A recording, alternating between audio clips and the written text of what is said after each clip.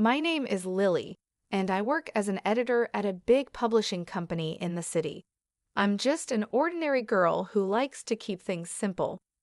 Life has always been busy for me, trying to meet deadlines while also finding some time for myself. Maybe that's why I never really got into dating. I usually enjoyed spending time alone, whether it was with a good book or taking a quiet walk in the park near my apartment. But everything changed on one sunny Sunday that seemed like any other. I was deep into a podcast, walking along without a care in the world. The park was full of people, kids running around, and pets playing. I must have lost track of where I was walking because the next thing I knew, a guy on a bicycle almost ran into me. "Watch out," he shouted, swerving at the last second. His voice was sharp, and I could tell he was annoyed.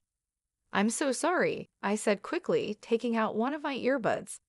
I hadn't realized I had wandered onto the bike path. He stopped his bike and turned around, now looking more amused than angry. "You've got to watch where you're going. This path can be a jungle sometimes." "Yeah, my bad. Totally my fault," I admitted, feeling a bit embarrassed. I brushed a stray strand of hair from my face and gave him a shy smile. He laughed, and just like that, the tension was gone. "I'm Jerry," he said, extending his hand. "Lily," I replied, shaking his hand. His handshake was firm and confident. "So, Lily, are you always this distracted, or is it just my charming presence?" he said with a playful grin that made me laugh. "Just a long week at work. My brain is already on weekend mode," I said. "Fair enough. I was just about to grab a coffee at that cafe over there." He pointed to a small place at the edge of the park. "Care to join me? As a peace offering for almost running me over." I thought about it for a moment. He seemed nice, and honestly, I was curious. "Sure, I could use a coffee. Why not? It might even make for a good story," I said as we walked to the cafe. Jerry was easy to talk to. He told me about his job at a car sales company and how he liked to spend his weekends biking or hanging out with friends. He wasn't from the city. He moved here because he thought it offered more opportunities. Big city dreams and all that," he said with a smirk. I shared a bit about my job too, explaining how I loved books and turned that passion into a career. "It's better than being stuck in a cubicle doing something you hate," I added. We reached the cafe and ordered our coffees. While we waited, I realized how comfortable I felt around him. It was strange because I'm usually a bit reserved around new people, but with Jerry, the conversation just flowed. After meeting Jerry, we started hanging out more. He was funny and easygoing, but it wasn't long before I started noticing little things that bothered me. At first, it was nothing major, just small comments here and there that made me raise an eyebrow. One Sunday, we decided to go out for dinner, and somehow the topic of careers and family came up. We were just chatting about work and life, nothing serious, or so I thought. "So how's the book world treating you?" Jerry asked, taking a sip of his beer. "It's busy as always. Deadlines don't stop for anyone," I replied, poking at my salad. "Yeah, I get that, but you wouldn't want to be stuck in that forever, right? I mean, eventually you'd want to settle down, maybe cut back on work hours," Jerry said casually. I paused, my fork midair. "Not really, Jerry. I love what I do. I don't see myself giving it up anytime soon, or ever really."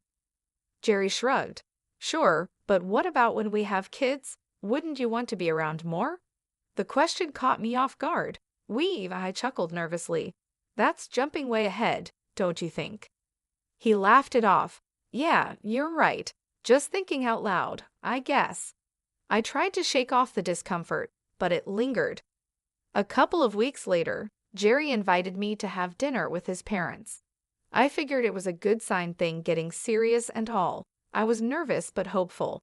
That dinner, though, opened my eyes a bit more. His parents lived in a cozy, well-kept house in the suburbs. His mom, Mrs. David, was all smiles when we arrived. "Lily, so lovely to finally meet you. Jerry has told us so much about you," she gushed, pulling me into a hug. "Thank you for having me, Mrs. David. It's great to meet you too," I replied. I managed to reply with a smile. Dinner was going well until Mrs. Davids started talking about family and marriage. "You know, Jerry was always the responsible one," she said, serving herself more potatoes. "We've always told him how important it is to find a good girl who knows how to take care of a home." Jerry's dad nodded in agreement. "Absolutely, it's about building a strong foundation. A man needs to provide, and a woman, well, she takes care of the home." I glanced at Jerry, hoping he'd say something, but he just focused on his food. Mrs. David continued, "That's how we raised our boys. Family first, right, Jerry?" "Right, Mom," Jerry finally said, looking up. His agreement felt like a punch to the gut. I tried to stay calm. "It's interesting because I've always been very focused on my career. I love my job and believe in contributing equally." Mrs. David smiled, but it felt forced. "Of course, dear, but you'll see, priorities change when you have children. It's only natural for a woman to want to stay at home with her babies." The rest of the evening passed in a blur. We left shortly after dinner, and the drive home was tense. I broke the silence. "Your mom has some strong opinions about family roles. Do you feel the same way?" He hesitated, then said, "I think there's some truth to it. It worked for my parents."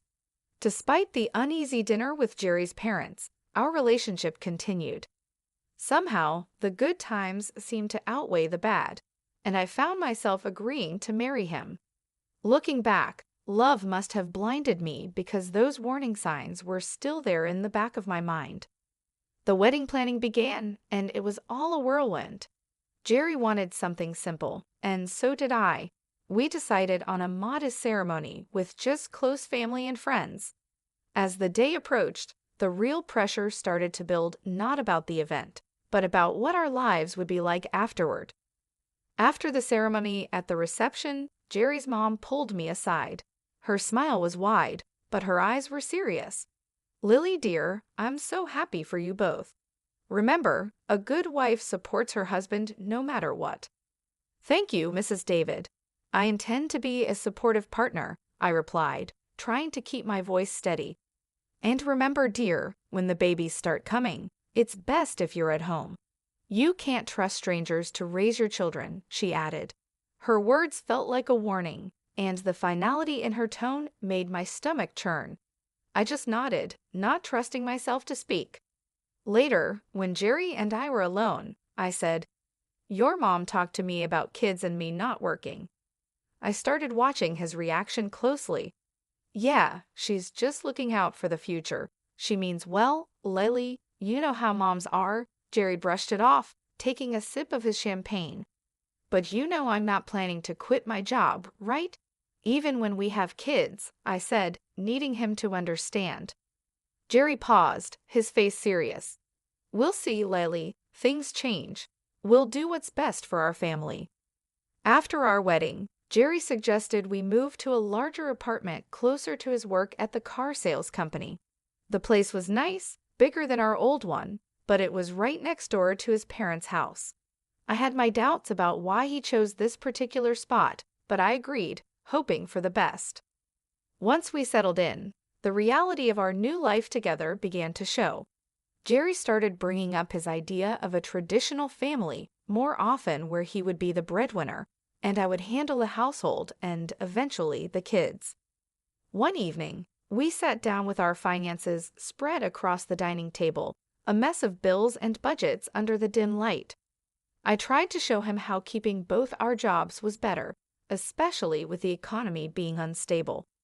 "Look at these numbers, Jerry. With both incomes, we're not just getting by, we're actually saving. It doesn't make sense for me to quit my job," I said, pointing at the spreadsheet. Jerry shook his head, pushing the papers away slightly. "It's not just about the money, Lily. It's about having a real family life, you know, like my parents had." I sighed, feeling frustrated. "But it's not the past, Jerry. Things are different now. We both need to contribute." He didn't seem convinced, and the discussion ended with a heavy silence. The situation got more complicated with his mother, Mrs. David, living so close. She dropped by often, unannounced, each visit with a new critique about how I was managing our home. One afternoon, I was sorting through some work emails when she came in without a greeting. She started inspecting the house, wiping her finger along the bookshelf, looking for dust. "Lily, you really should focus more on keeping a cleaner house. A dusty home is not a healthy home," she said, her tone sharp. I clenched my teeth, trying to stay calm. "I cleaned yesterday, Mrs. David, and I work full-time. It's just a little dust." "That's just it, you work too much. If you were home more, maybe things wouldn't slip through," she countered, walking over to the linen closet. She pulled out a sheet, checking for any signs of improper laundering. I followed her, my hands clenched into fists at my sides, trying to keep my cool. "I manage my time just fine, Mrs. David. Jerry and I are both happy with how things are," I said.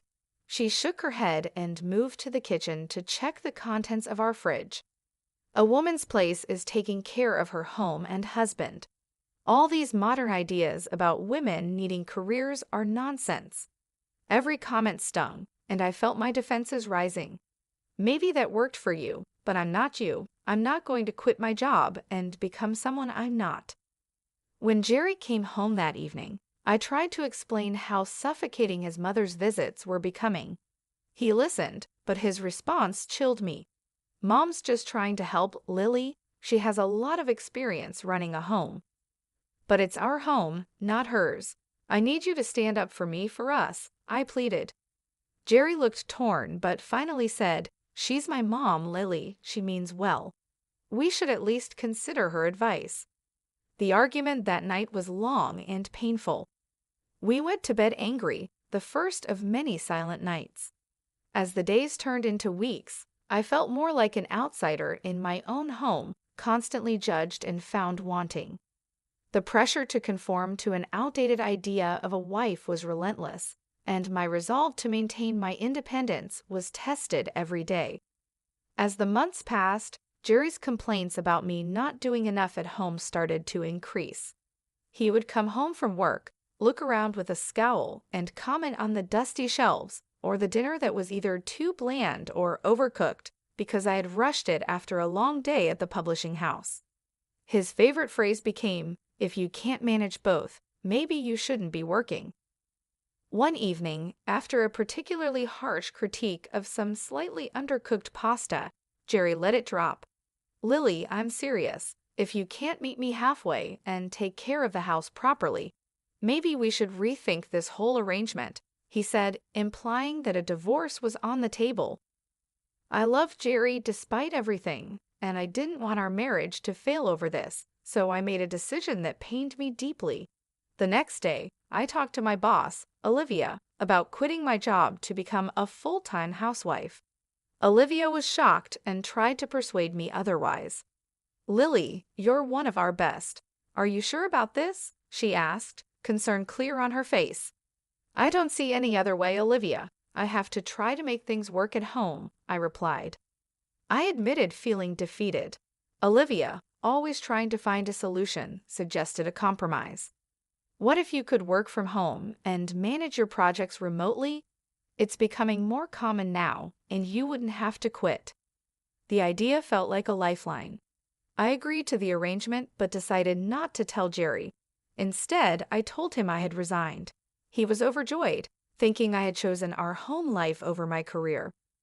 So I started my new life as a housewife, seeing Jerry off to work each morning and greeting him when he came home. But as soon as he left, I would power up my laptop and dive into my editing work. It was a strange double life, but it worked. The money I earned from my remote job, I secretly saved in a separate bank account, just in case. However, living on just Jerry's salary was tougher than we thought. Despite my best efforts to save money, 5 months later, we were struggling financially. I tried to bring up the topic gently. "Jerry, I think it might be necessary for me to go back to work. We're running through our savings too fast." Jerry's reaction was swift and angry. "That's because you're spending too much. You need to learn how to save properly, he snapped. I was stunned. I hadn't bought anything for myself in months, and always looked for the cheapest deals at the supermarket. His words hurt deeply, and I felt a mix of anger and humiliation. The next day, his mother came over with the intention of teaching me how to budget. She dragged me to the store and pointed out the cheapest, often lowest quality products. Buy these, Lily. Stop wasting money on expensive stuff, she lectured as we walked down the aisles. Back home, she showed me how to dilute dish soap to make it last longer. You use too much. You need to make do with less, she instructed in a patronizing tone. She even started checking my receipts, scolding me for any purchase she deemed unnecessary. Why are you buying this? Just stick to basics, she would say, shaking her head in disapproval. Living like this was unbearable. Every day felt more suffocating than the last.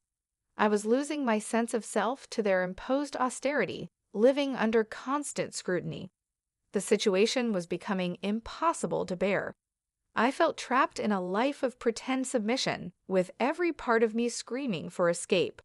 But for now, I held on, biding my time and planning my next steps carefully. It all reached a boiling point one drizzly Friday evening. I was on the phone in the living room, pouring my heart out to my mom. I just don't know how much more I can take, Mom. His mother is always here, teaching me how to stretch every dollar until it screams. I get it, we need to save, but this is too much. Mom's voice was full of concern and anger. Lily, that's not normal. You need to talk to Jerry about setting boundaries. It's your home too, not just his or his mother's playground. I nodded, feeling a bit stronger with my mom's support, but just as I was starting to feel better, Jerry stormed in from the other room, his face red with anger. He must have heard me complaining. He snatched the phone right out of my hand. A wife shouldn't be complaining about her husband and mother-in-law like some street gossip. He snapped into the phone before hanging up. I was shocked, my hand shaking slightly. Jerry, you can't just grab my phone and talk to my mom like that. Oh, I can't? Maybe if you had some respect for us, I wouldn't have to, he retorted, his voice rising. I could see the veins in his neck bulging. Jerry, listen to yourself. Can't you see this isn't healthy? I pleaded, hoping to reach some part of him that remembered what love felt like, but he was beyond reason. Healthy? My mom was right. I should never have married you, he spat out, his words cutting deeper than I expected. That's enough, Jerry. I'm your wife, not some puppet you and your mom can control, I shot back, my anger flaring. Then act like it, or leave, he shouted, his face inches from mine. I stared at him, disbelief and sadness warring inside me. You want me to leave at 6 a.m. It's dark and pouring rain outside. If you don't like how things are, then yes, get out, he replied coldly, his eyes unyielding. I knew then that nothing I could say would change his mind or the situation. Shaking, I grabbed a few essentials, my laptop, some clothes, and my phone. When I reached for my purse, Jerry was quicker, snatching it away. You think you're leaving with this? I earned this money, not you. Fine, keep it, I said, my voice hollow. I couldn't believe this was happening. I called a taxi and waited by the door, my heart pounding. The taxi pulled up, and I stepped out into the cold night air, drenched by the rain. As I climbed into the car, a strange calm settled over me. I was doing this. I was leaving. Later at the hotel, as I lay in the unfamiliar bed, I felt a mix of emotions. I felt a wave of relief amidst all the chaos. Despite everything, I hadn't quit my job, and my secret savings account, which Jerry didn't know about, was now my lifeline. As dawn broke, I got up, the weight of my decision heavy on my mind. Today was the day I would take control back. I had an appointment with a lawyer to talk about filing for divorce. It felt surreal, like I was living someone else's life. The lawyer's office was a simple, unremarkable place, tucked between a row of old brick buildings.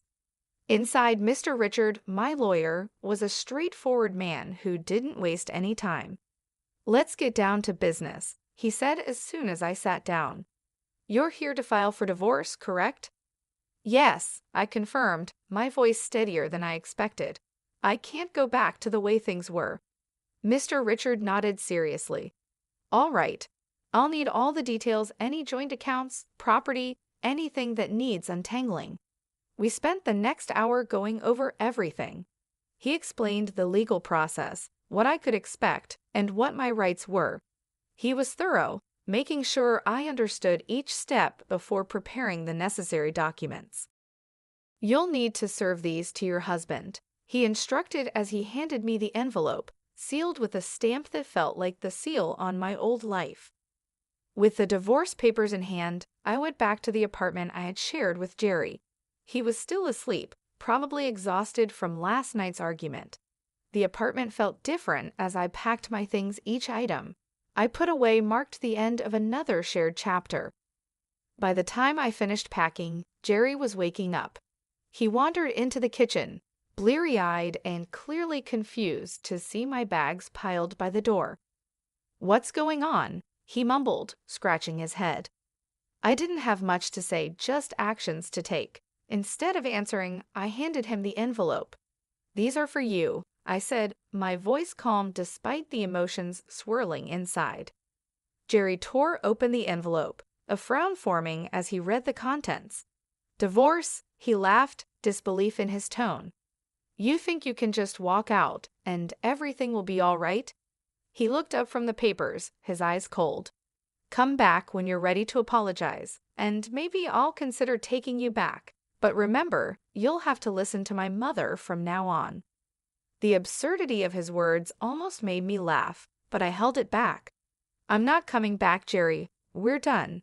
As I walked out of that apartment, the air felt different, crisper, almost hopeful. I went straight to the new place I had rented just days before. It was small, but it was mine, a space where I could start fresh. Every step I took felt heavy, but it also felt right. A few weeks after moving in, I was back at the office, fully diving into the whirlwind of publishing deadlines and meetings with authors. Being around my colleagues again and feeling the familiar rush of an approaching deadline reignited a spark in me that I thought I had lost.